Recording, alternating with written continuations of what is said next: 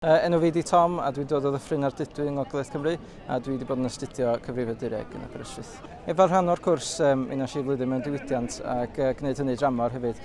Mae rhaid fi ddweud o hynny'n brofiad gwych, gret cael gweld cymdeithas gwahanol ac diwylliant gwahanol ac wrth gwrs dysgu sgiliau o weithio yn y byd gwaith fel rhan o'r cwrs.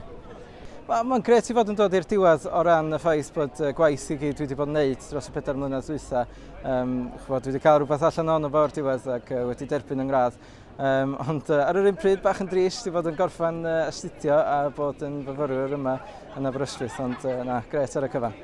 So, wan bod fi wedi graddio, dwi newydd gael swydd i fyny yn gwasanaethau gwybodaeth yn fan hyn yn y Prifysgol a dwi'n gweithio efo'r tîm networking yn fan hyn. Mae'n diwrnod ola heddiw ac dwi'n gwybod mae'n un gret mewn un ystyr dwi'n bles bod bob dim wedi bod fi wedi cael yng ngradd o'r diwedd ar ôl yr holl waith, ond yn amlwg hefyd eitha trist i fod yn ffitio bod yn fyfyriwr yn Aberystwyth y mwyach, ond ar y cyfan, reit hapus.